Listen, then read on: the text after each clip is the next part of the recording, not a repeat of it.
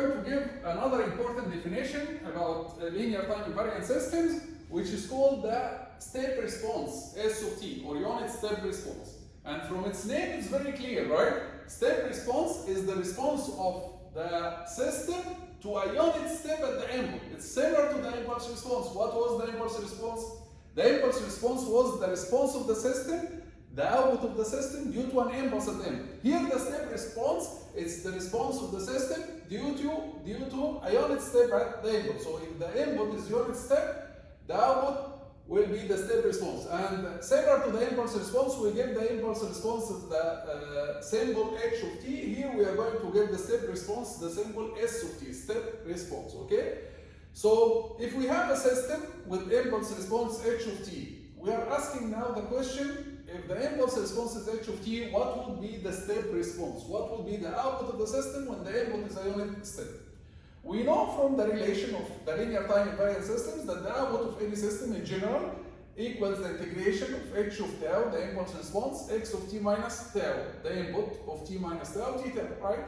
Right, let's put the input to be a unit step. If we put the input to be a unit step, the output of our system, y of t, will be integration from minus infinity to infinity h of tau multiplied by x of t minus tau, which will be a unit step u of t minus tau. So our input now is a unit step, right? Okay, so what is u of t minus tau? If you want to put u of t minus tau with tau. Why with tau? Because our variable here, the variable inside the integration is tau, right? So if you want to put u of t minus tau with tau, and you should be excellent in doing this by now, right? This is a unit step that is flipped and shifted by t, right? Shifted, right? By t. So this is u of t minus tau. So u of t minus tau equals 1 from minus infinity up to t, and then 0 everywhere else. This means that our integration now can be written as integration of h of tau multiplied by 1 only, will multiply by 1 only from minus infinity up to t. And then it will be 0, right? So our step response here, which is the response of the system due to a unit step at the input, okay, it will be the integration from minus infinity to t of the impulse response. So the step response of any LTI system is the integration from minus infinity up to t, okay, h of tau d tau. It is the integration of the impulse response. Similar to the unit step itself, the unit step was the integration of the impulse. The unit step was the integration of the unit impulse from minus infinity to t. So similar to that, the unit step was the integration of the unit impulse. The step response is the integration of the impulse response.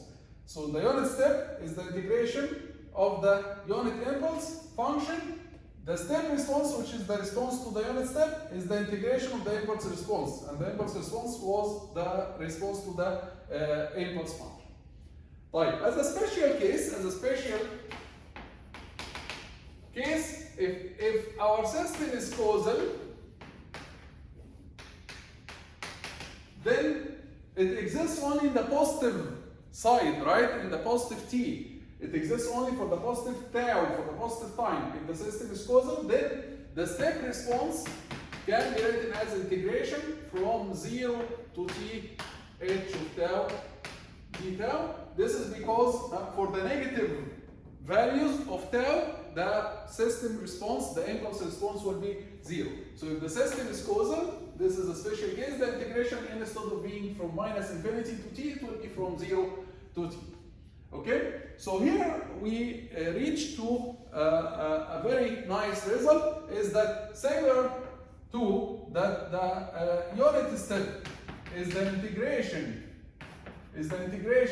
of the delta function, okay, or let's write it like this, delta function. If you have a delta function, the impulse response, if you do the integration for the delta function from minus infinity to t, it will give you the unit step.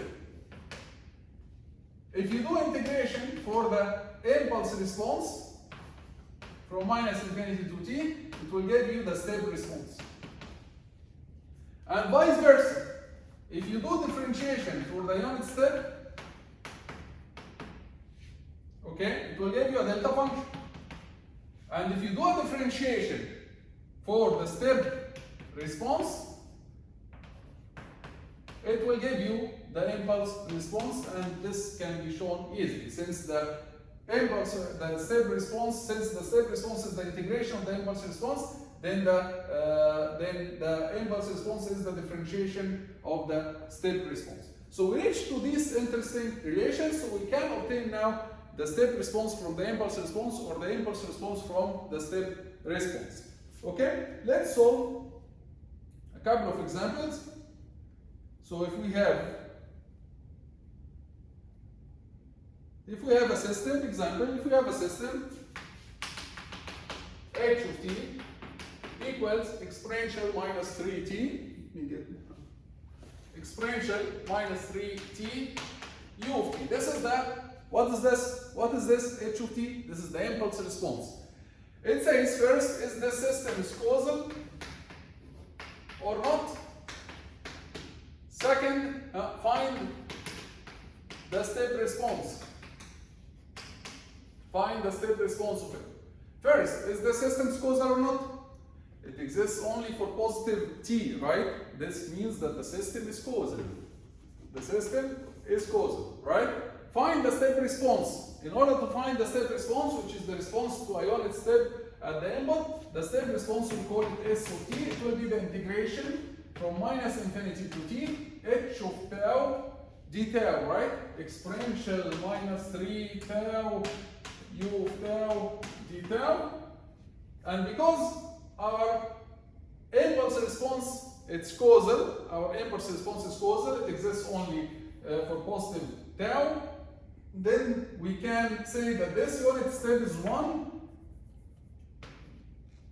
only for the positive tau. So we can put it 1 and change the limit of integration, and instead of negative infinity, we start from 0. And then we do this integration over minus 3 from 0 to t. This will give us exponential minus 3t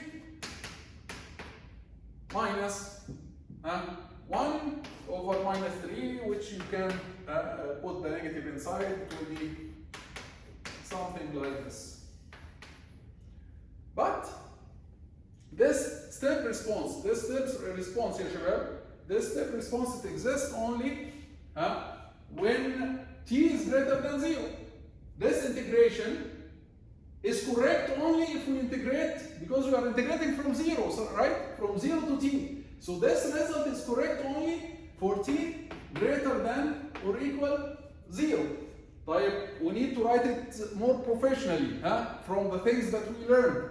If we say that this expression is correct only for t is greater than or equal to 0, how can we write it in another way? We can write it in another way as s of t equals 1 minus exponential minus 3t over 3 multiplied by a unit step, right? Because it exists only for t greater than 0. Don't forget, we are integrating from 0 to t. This integration or this result is correct only for t greater than or equal 0. For t less than 0, it will be 0, right? So the step response can be written like this. But the example continues, and it asks you, as another part of the example, it asks you to go back and calculate the impulse response again from the step response. I want you from this step response, go back and calculate the impulse response. What should you do? We said that if you know the step response, you can differentiate in order to obtain the impulse response, right? So now we have the step response. So in order to obtain the impulse response, we should differentiate. Let's differentiate this. Let's differentiate this expression, ds of t by dt. This is a function multiplied by a function. So that if you differentiate the first one, multiply by the second. If you differentiate the first one, this is a constant, 0, and the differentiation of the second term, it will be minus 3 multiplied by negative, it will be 3 exponential minus 3t over 3, right? Minus 3 multiplied by negative, it will be 3 exponential minus 3t over this 3 multiplied by units. This is the differentiation of the first times the second, plus the differentiation of the second times the first, plus 1 minus exponential minus 3t over 3 multiplied by the differentiation of the second function. Differentiation of the unit step is what? It's delta. Very good. Now, let's compare. Is this the impulse response that we started our example with? No, it's different, right? It's different. Let's first remove this 3 with this 3. Is this the same impulse response that we started our example with?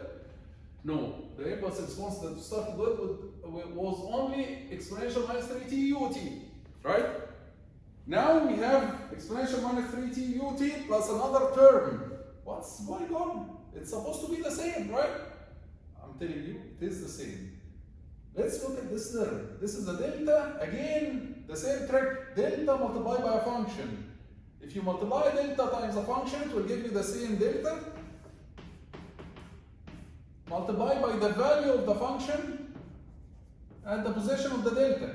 The position of the delta is at 0. So the value of the function at 0 will be exponential 0. The exponential 0 is what? Exponential 0 is 1. So 1 minus 1 is going to give you 0. So the second term here will be 0.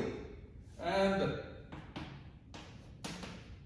the impulse response, h of t, will be exponential minus 3t ut, the same as the one that we started with. I'm going to stop this video here, and we're going to solve another example in the next video, inshallah.